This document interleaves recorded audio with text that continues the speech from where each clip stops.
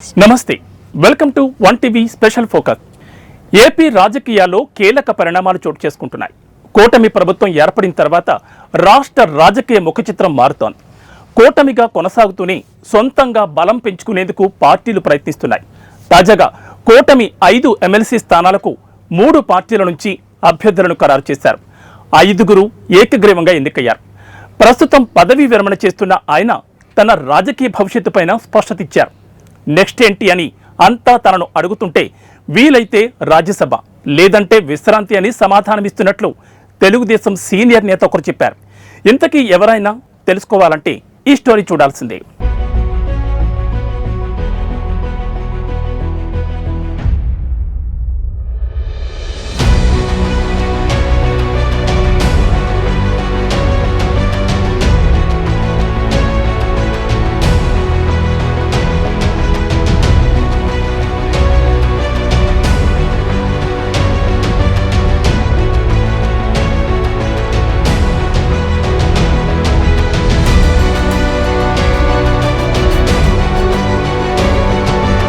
TDP senior నేత యనమల రామకృష్ణుడు రాజకీయంగా సంచలన నిర్ణయం తీసుకున్నారు.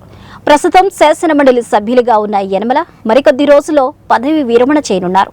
దీంతో యనమల భవిష్యత్ ఏంటనే చర్చ మొదలైంది. టీడీపీ ఆవిర్భావం నుంచి పార్టీలో కొనసాగుతున్న యనమల అనేక పదవులు నిర్వహించారు. 6 సార్లు వరుసగా ఎమ్మెల్యేగా ఎన్నికయ్యారు. 2 సార్లు ఎమ్మెల్సీగా పనిచేశారు. శాసనసభ స్పీకర్గా, ఎన్టీఆర్, చంద్రబాబు క్యాబినెట్లలో మంత్రిగాను పనిచేశారు. టీడీపీలో చంద్రబాబు సన్నిహిత నేతగా గుర్తింపు ఉన్న యనమల ఇప్పుడు రాజకీయంగా కీలక నిర్ణయాలు తీసుకున్నారు.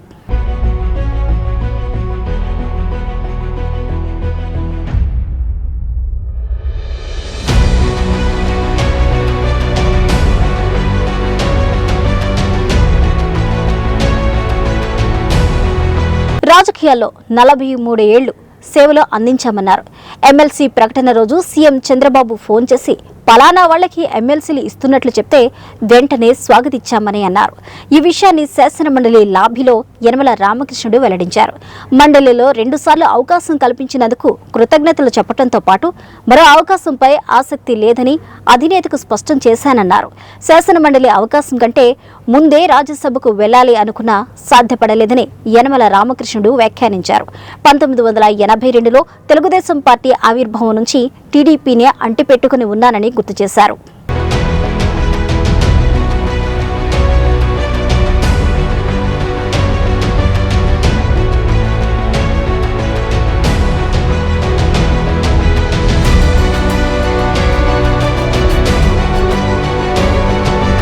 శాసన మండలి అవకాశం కంటే ముందే రాజ్యసభకు వెళ్లాలనుకున్నా సాధ్యపడలేదని యనమల రామకృష్ణుడు వ్యాఖ్యానించారు.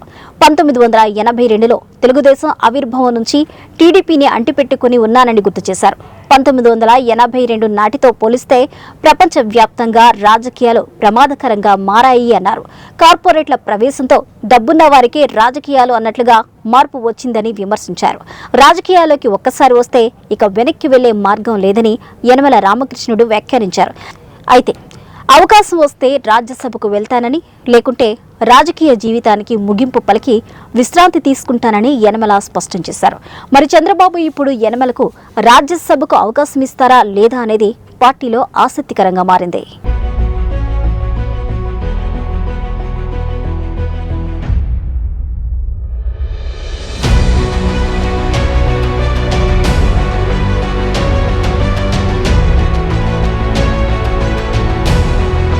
యనమల రామకృష్ణుడి భవిష్యత్తులో రాజ్యసభకు వెళ్లే అవకాశాలు కనిపిస్తే ఆయన స్వయంగా పార్టీకి తన సేవలు అందించడానికి సిద్ధంగా ఉన్నారు.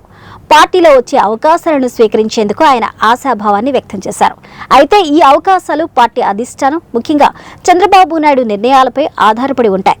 యనమల రామకృష్ణుడు తన రాజకీయ క్షేత్రంలో ఎంతో కీలకమైన వ్యక్తిగా గుర్తింపు పొందారు. ఆయన రాజకీయ జీవితంలో ఎన్నో విజయాలను, అనుభవాలను చూశారు. శాసనమండలి సభ్యుడిగా, మంత్రిగా, పార్టీ నాయకుడిగా ఆయన్ను ఎంతో మంది అభినందించారు.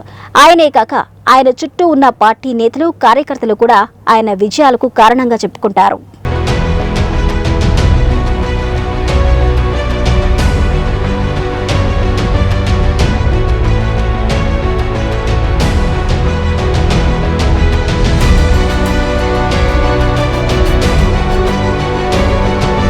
అయితే మరోసారి ఎమ్మెల్సీ అవకాశంపై తనకు ఆసక్తి లేదని చంద్రబాబుకు చెప్పినట్లు తాజాగా యనమల రామకృష్ణుడు స్పష్టం చేశారు. రాజ్యసభకు వెళ్లాలని అనుకుంటున్నట్లు ఆయన మాటల్లో తెలుస్తోంది. యనమల రాజ్యసభ కల నెరవేరుతుందో లేదో చూడాలి మరి. ఇది ఇవాంటి స్పెషల్ ఫోకస్. మరో ఇంట్రెస్టింగ్ టాపిక్తో మళ్ళీ కలుద్దాం. నమస్తే.